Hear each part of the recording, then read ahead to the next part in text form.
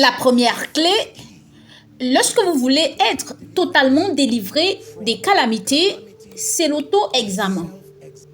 Notez cela s'il vous plaît, l'auto-examen. L'auto-examen. Luc chapitre 15, à partir du verset 17. Histoire populaire que j'ai partagée ici de nombreuses fois. Ma Bible dit, étant rentré en lui-même, il s'agit du fils prodigue. Vous vous souvenez de l'histoire du fils prodigue?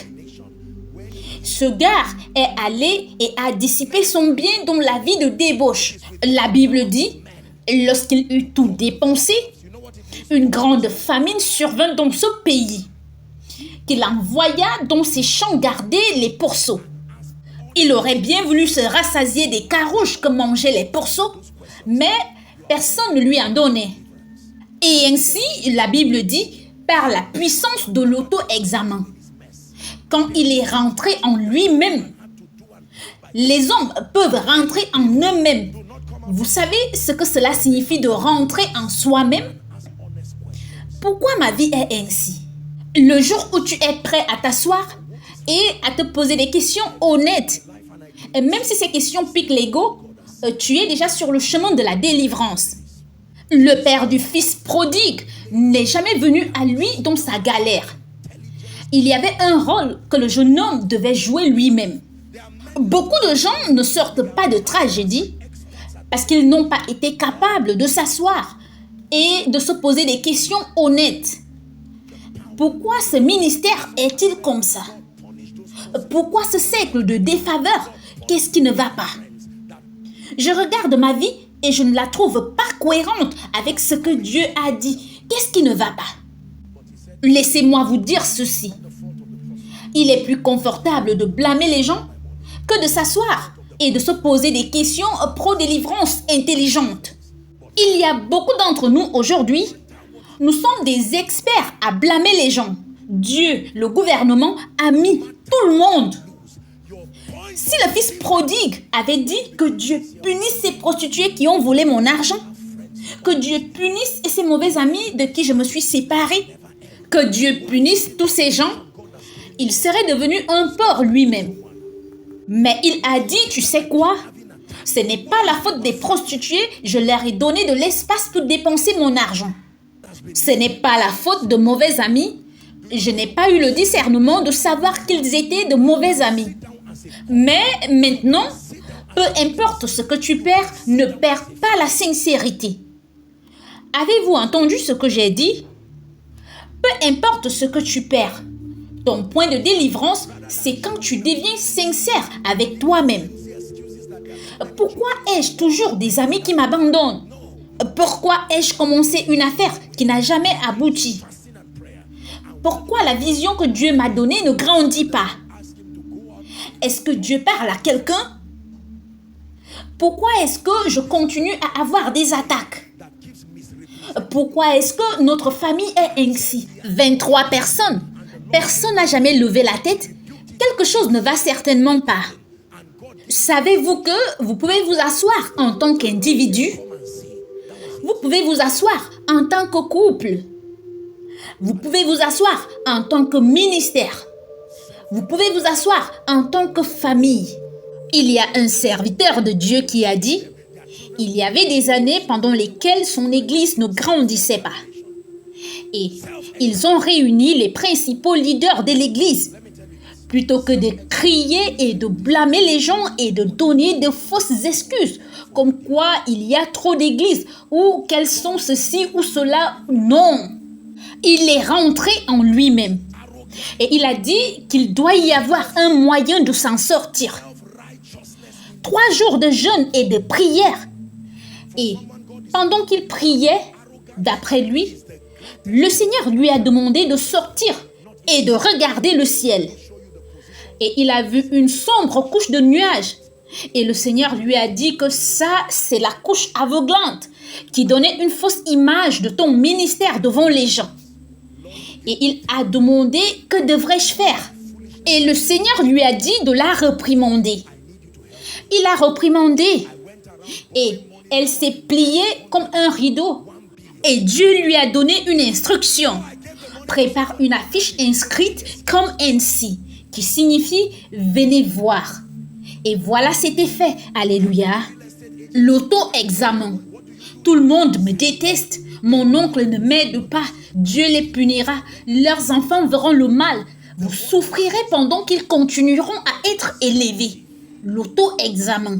L'auto-examen. L'auto-examen.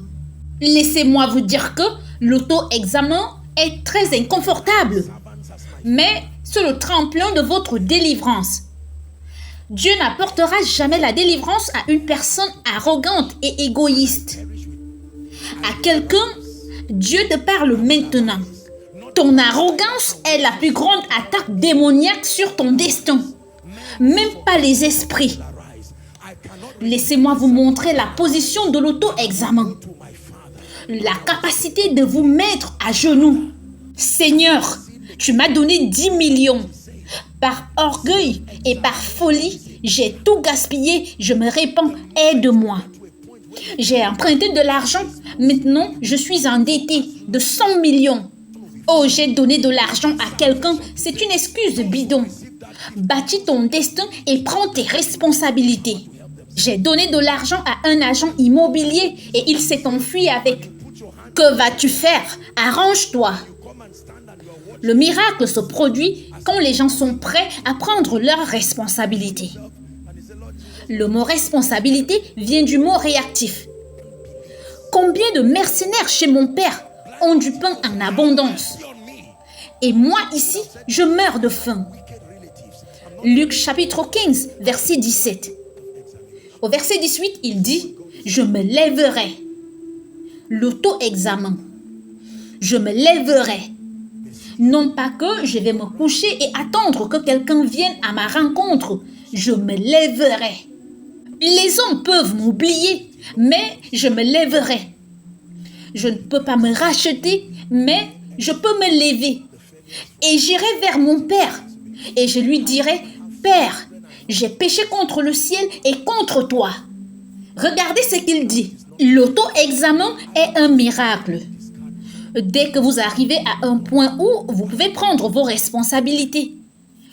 Tant que vous continuez de blâmer les gens, je puis vous dire que la rédemption sera loin de vous.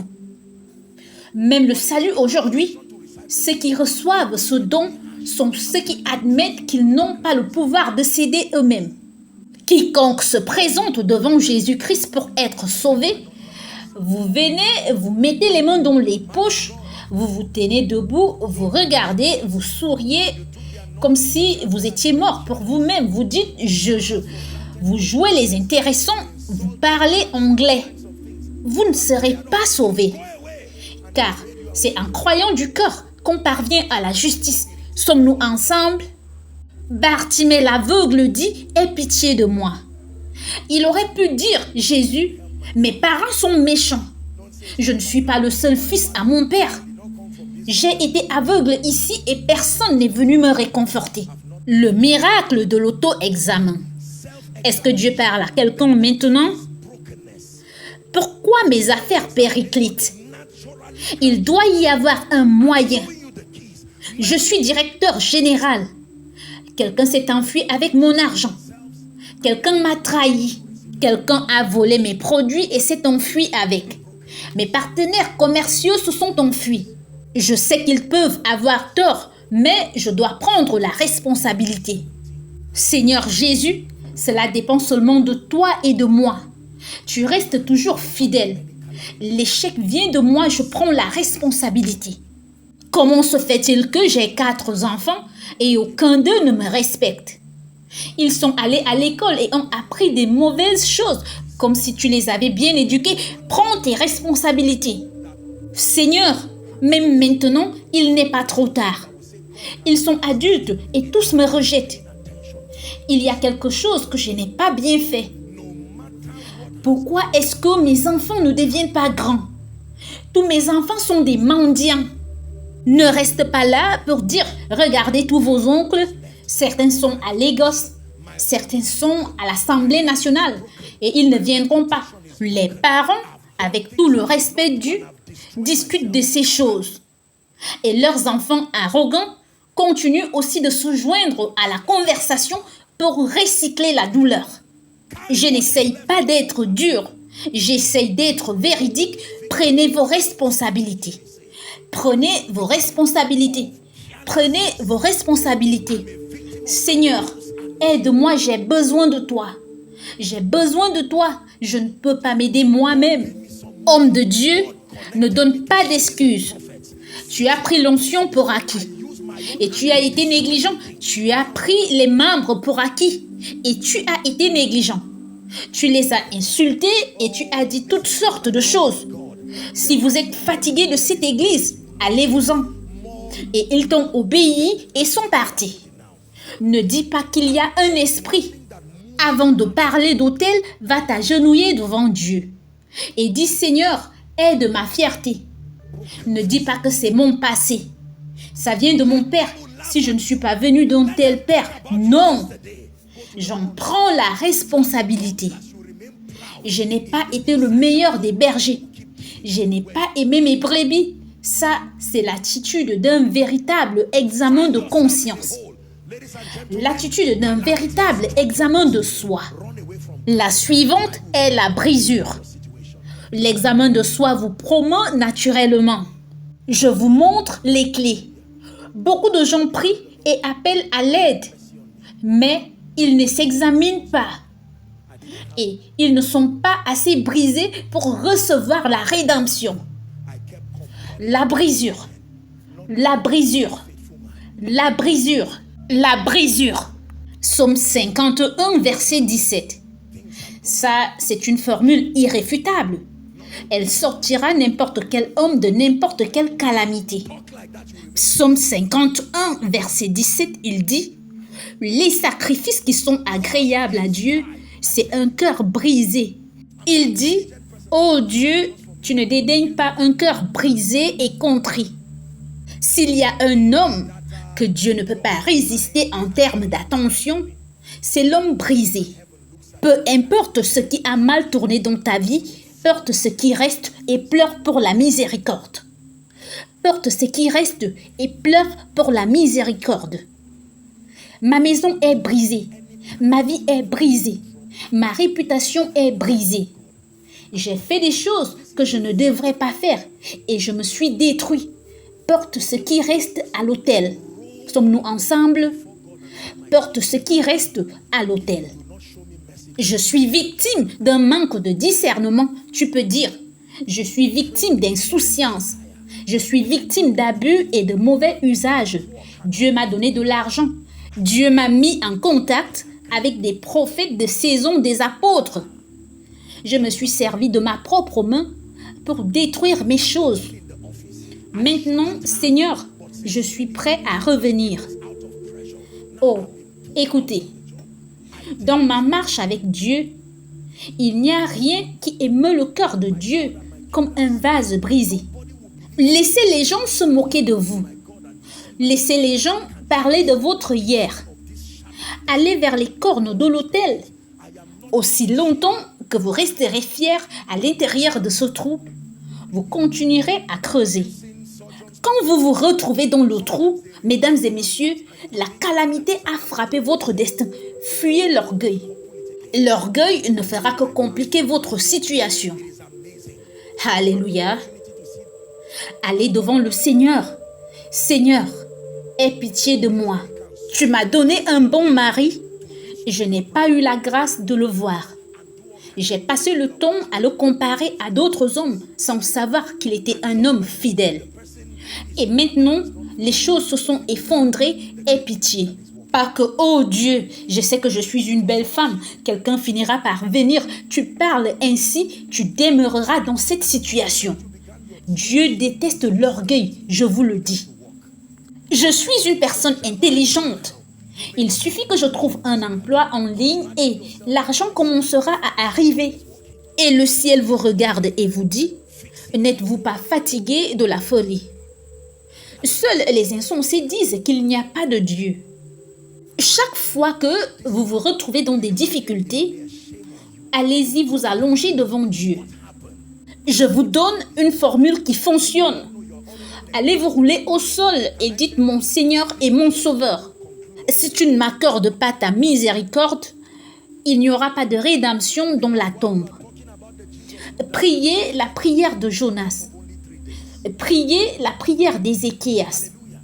Les morts ne peuvent pas te louer. Oh Dieu, les pauvres ne peuvent pas donner pour ton œuvre.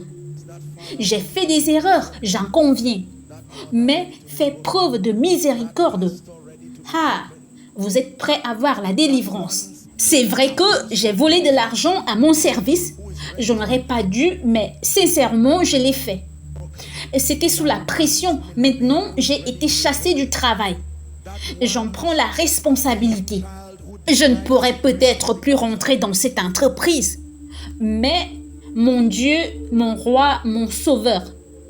Personne ne croira que j'ai changé, mais toi qui es mon Dieu et tu vois mon cœur, peux-tu accepter les morceaux de ce destin brisé? Et Dieu dit, apporte-le. Je ne suis pas seulement le sauveur, je suis le grand médecin. Alléluia. Avez-vous vu des chirurgiens pratiquer des opérations? Parfois, ils enlèvent des parties humaines et vous pensez que c'est un abattoir pour les vendre, alors qu'ils veulent juste les recoupler une fois de plus. Peut-être comme un pontage pour une opération de cœur. C'est incroyable. Si vous avez l'occasion de voir ce genre de choses, vous ne croirez pas que l'être humain puisse être déchiqueté de la sorte. Ils peuvent littéralement scier le crâne d'un homme pour atteindre le cerveau et retirer la tumeur et faire toutes sortes de choses. Et vous regardez un être humain en plusieurs morceaux. Et juste au moment où vous pensez que la personne n'est plus en vie, qu'elle ne respire plus, soyez juste patient, sachez que le grand médecin travaille. Depuis le moment où vous avez commencé à pleurer avec sincérité, il a commencé à travailler. Pour certains d'entre vous, de janvier à aujourd'hui, vous ne voyez peut-être pas de mouvement physique. Mais imaginez-vous aux soins intensifs. Le chirurgien travaille, réparant votre vie. Alléluia. Réparant tout. Réparant votre entreprise. Alors que d'autres vous regarderont et diront, mon Dieu, ce homme, vous étiez millionnaire, honte à vous. Vous avez sombré. Que s'est-il passé? Homme d'affaires prodigue. Ils ne savent pas que vous êtes déjà en train de négocier avec Dieu. Puis-je vous dire ceci? Méfiez-vous de conclure sur les hommes, car tant que Dieu est vivant, il y a toujours un avenir pour eux. Parce que pendant que vous parlez de Jésus qui est mort, il est ressuscité depuis longtemps. Il n'est mort que pour 3 jours. Alléluia. Où est ce Père qui est prêt à être brisé? Cette mère prête à être brisée. Ce pasteur prêt à être brisé.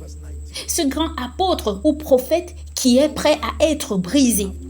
Il y a toujours de la place à la croix. Écoutez, mesdames et messieurs, il y a toujours de la place à la croix.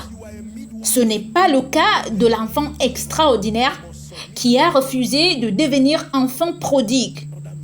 Il y a toujours de la place à la croix.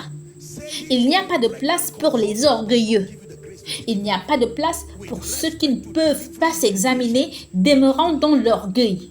Je peux trouver la solution moi-même. Vous allez continuer à creuser jusqu'à vous enterrer. Écoutez, ceux qui connaissent ces principes sont ceux qui tremblent perpétuellement devant Dieu. Ils n'attendent même pas que les choses aillent mal. La façon dont nous nous tenons dans ce royaume est de demeurer sur nos genoux.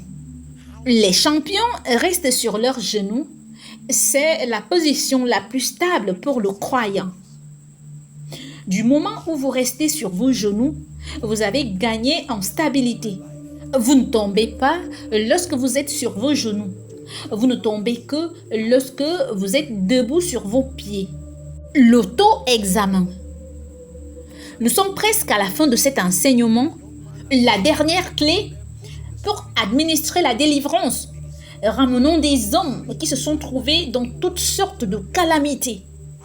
Calamités spirituelles, calamités ministérielles, calamités conjugales, calamités sanitaires. Écoutez-moi, je parle en tant qu'envoyé de Dieu. Le secret pour sortir des calamités au-delà de la prière que vous priez vous-même. Donnez-nous Philippiens chapitre 1, verset 19. Philippiens chapitre 1, verset 19. Il dit, car je sais que cela tournera à mon salut grâce à vos prières et à l'assistance de Jésus-Christ. Quelqu'un devra prier pour vous. Il dit, cela tournera à mon salut par vos prières, pas par mes prières. Même si vous êtes sage-femme, le jour où vous voulez accoucher, vous devez vous soumettre à une autre sage-femme. Vous devez vous soumettre à quelqu'un d'autre. Dire que vous êtes une consultante enceinte ne vous donne pas la grâce de vous faire accoucher vous-même. Pour ce qui est de l'accouchement, vous êtes une patiente. Vous devez vous allonger et permettre à quelqu'un qui a été votre étudiant à l'université de faire cet accouchement. Le prophétique est une force spirituelle qui permet de mettre un terme aux calamités. J'ai observé avec beaucoup d'attention et je me demande comment les déclarations prophétiques peuvent, avec compréhension, sortir les hommes des situations tragiques. Des situations tragiques. L'une des plus grandes bénédictions dans ma vie est que chaque fois que j'ai l'occasion de rencontrer nos pères, j'attends toujours avec impatience qu'ils parlent dans ma vie.